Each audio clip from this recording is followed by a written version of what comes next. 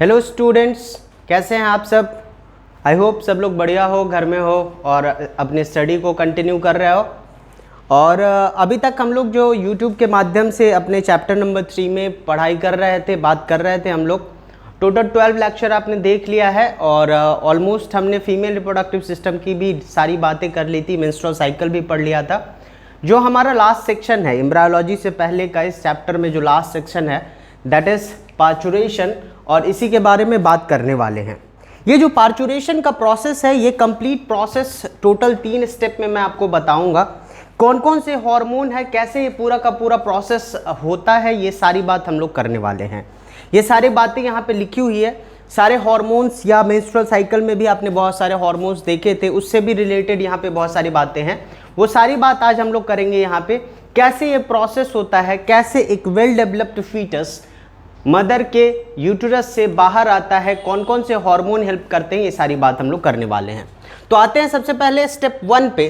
पहला step parturition process को समझने के लिए जो पहला स्टेप है, इसमें पहली बात हमने लिखी है term of intrauterine life completes. इसका मतलब है कि एक बेबी, एक बच्चा, एक फीटस जो माँ के यूटरस में था वो 9 महीने कंप्लीट कर चुका है। आपको पता होना चाहिए इंट्रायूटेराइन लाइफ लगभग 9 महीने या उससे कुछ ज़्यादा का होता है। हमने यहाँ पे लिखा है more than is equal to 9 month. कभी कभी थोड़ा बहुत कम भी हो सकता है, बट ऑन एन एवरेज हम जो 9 मंथ बोलते हैं या उससे थोड़ा ज़्यादा, इसको हम गेस्टेशन पीरियड जब पढ़ेंगे कैसे निकालते हैं, बच्चा कब पैदा होगा, ये हम निकालने का एक प्रोसेस, एक मेथड भी समझेंगे। तो गेस्टेशन पीरियड जब कंप्लीट हो जाता है, इंट्रायूटेराइन लाइफ जब कंप्लीट होता है, इसकी जब टर्मिनेशन की बात होगी, तब ये पार्चुरेशन का प्रोसेस शुरू हो जाता है। और शुरू होगा तो पहला काम होगा जो 14वें दिन से निकलना शुरू हुआ था प्रोजेस्टेरॉन, ये प्रोजेस्टेरॉन का लेवल इस 9 मंथ के बाद कम होना शुरू होगा। प्रोजेस्टेरॉन का लेवल ब्लड में कम हुआ, उसका फॉल हुआ, उसके कंसंट्रेशन में कमी आई। और जैसे ही प्रोजेस्टेरॉन की कमी आएगी, आपने देखा था ये रेड कलर वाला लेयर जो अभी तक हिल नहीं रहा था, आपको मैंने मेंस्ट्रुअल साइकिल के दौरान भी बताया कि 28वें डे पे जाके जब विड्रॉल ऑफ प्रोजेस्टेरॉन हो जाता था तो मायोमेट्रियम हिलना शुरू होता था।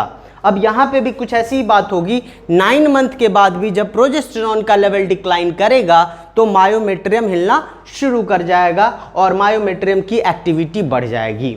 मायोमेट्रियम के हिलने से क्या होगा, तो इसमें जो फुल्ली डेवलप्ड फीटस है, ये जो बच्चा अब पूरी तरीके से डेवलप हो चुका है, और साथ ही साथ प्लेसेंटा, ये दोनों माँ के ब्रेन को सिग्नल भेजता है कि अब मैं पूरी तरीके से रेडी हूँ, अब मैं पार्चुरेशन प्रोसेस के लिए जा सकता हूँ। तो ये पूरी तरीके से डेवलप फीटस और प्लेसेंटा माँ के ब्रेन को सिग्नल भेजा दैट कि अब पार्चुरेशन का प्रोसेस स्टार्ट कर देना है।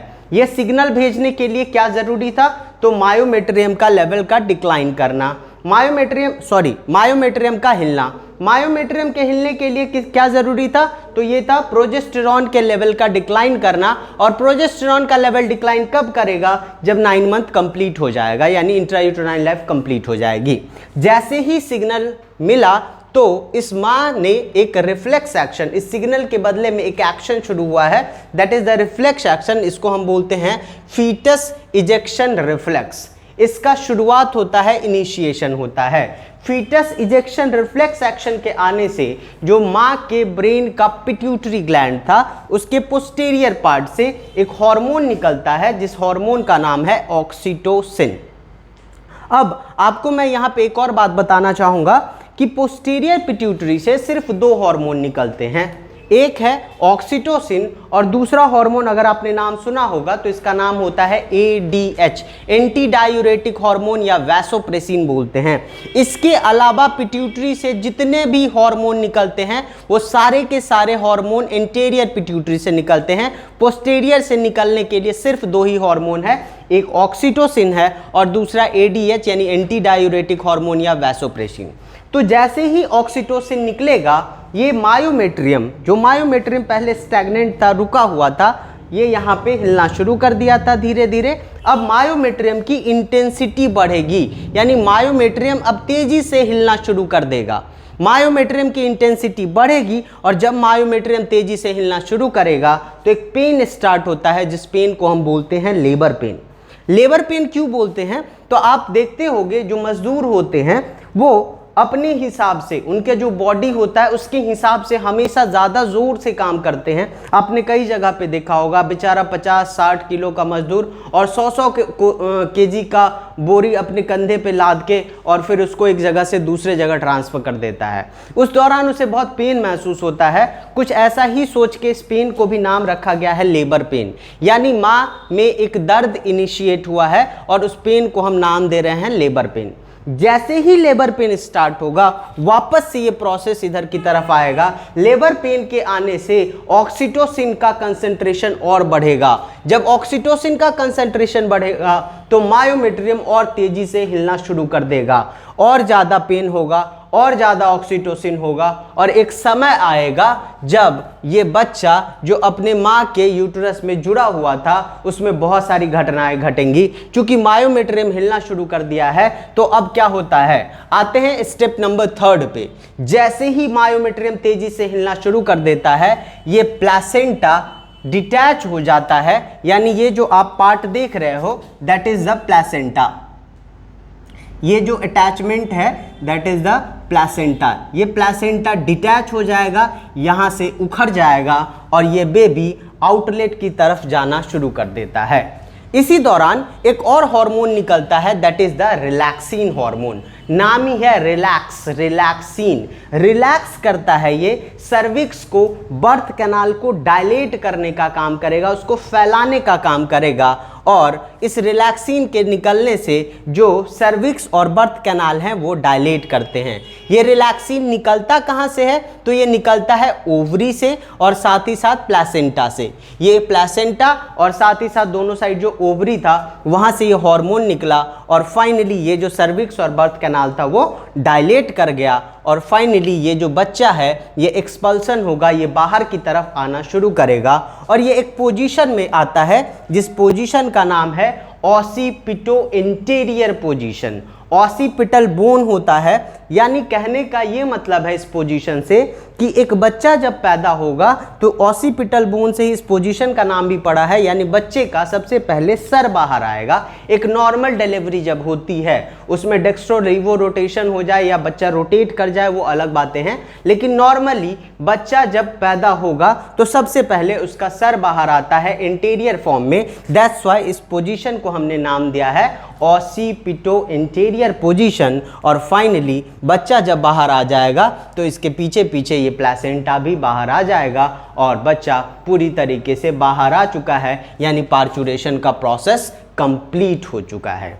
तो पार्चुरेशन का प्रोसेस एक सिक्वेंशियल प्रोसेस है, एक के बाद एक घटनाएं होती है इसमें। तो पार्चुरेशन का प्रोसेस स्टार्ट होने के लिए सबसे पहले तो बच्चे को 9 महीने कंप्लीट करने होंगे। जब ये 9 महीना कंप्लीट करेगा तो प्रोजेस्टेरॉन का लेवल डिक्लाइन करेगा। प्रोजेस्टेरॉन का लेवल डिक्लाइन करेगा तो मायोमेट्रियम की इंटेंसिटी जो उसकी एक्टिविटी है वो अब बढ़ेगा, वो मायोमेट्रियम हिलना शुरू करेगा। मायोमेट्रियम जब हिलना शुरू करेगा तो पूरी तरीके से जो डेवलप्ड फीटस है और साथ ही साथ प्लेसेंटा ये माँ के ब्रेन को सिग्नल देगा। जैसे ही सिग्नल देगा तो एक रिफ्लेक्स एक्शन शुरू होता है that is the foetus ejection reflex. Reflex action के against action that is the reflex action. Action क्या हुआ, तो प्लेसेंटा और फीटस ने मदर के ब्रेन को सिग्नल दिया और उसके रिस्पॉन्स में दूसरा एक्शन शुरू हुआ, क्या निकलना शुरू हुआ है एक hormone that is the oxytocin. कहाँ से निकलेगा, पोस्टीरियर पिट्यूटरी से। ऑक्सीटोसिन निकलेगा तो मायोमेट्रियम की इंटेंसिटी इंक्रीज करेगी, ये ज़्यादा जोर से हिलना शुरू करेगा और ऐसे में पेन स्टार्ट होता है that is the labour pain. जब लेबर पेन स्टार्ट होगा वापस से ये सीक्वेंशियल प्रोसेस रिपीट होता चला जाता है। ऑक्सीटोसिन का कंसंट्रेशन और बढ़ेगा, मायोमेट्रियम और ज़्यादा हिलेगा और एक समय आएगा जब ये प्लेसेंटा यहाँ से डिटैच हो जाएगा। जब प्लेसेंटा डिटैच होगा तो ये जो पूरी तरीके से डेवलप फीटस है ये नीचे की तरफ सर्विक्स और बर्थ कैनाल की तरफ, आउटलेट की तरफ आना शुरू होता है। इसी दौरान एक और हार्मोन निकल रहा है दैट इज द रिलैक्सिन। कहाँ से, ओवरी से और प्लेसेंटा से। ये रिलैक्सिन ने किया क्या, सर्विक्स और बर्थ कैनाल को डायलेट कर दिया और फाइनली जो बेबी पूरी तरीके से डेवलप्ड है ये ऑसिपिटो इंटीरियर पोजीशन में, यानी उसका सर पहले बाहर आएगा इंटीरियर फॉर्म में और वो बच्चा बाहर आ जाएगा और that is followed by the expulsion of placenta also. अब बात करें कि ये जो फुल्ली डेवलप्ड फीटस है इसका वेट कितना होता है, तो इसका weight on an average 3 kg के आसपास होगा। कितना होगा? अराउंड 3 kg के आसपास, 2.5 से 3 किलो, 3.5 किलो तक का बच्चा एक नॉर्मल बेबी कंसीडर किया जाता है।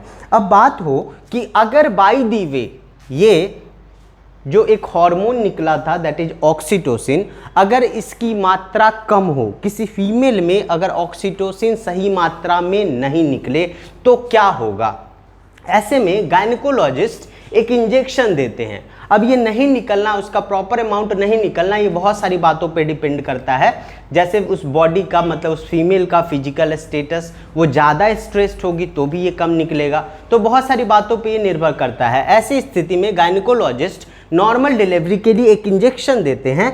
इस इंजेक्शन में 2 कॉम्बिनेशन है for labour pain. Labour pain को बढ़िया ढंग से प्रॉपरली आने के लिए जो इंजेक्शन है, ये इंजेक्शन में 2 दवा का कॉम्बिनेशन है, 2 चीज़ों का कॉम्बिनेशन है। एक है पिटोसिन और इसके साथ एक और कॉम्बिनेशन दिया जाता है दैट इज द मिथर्जिन।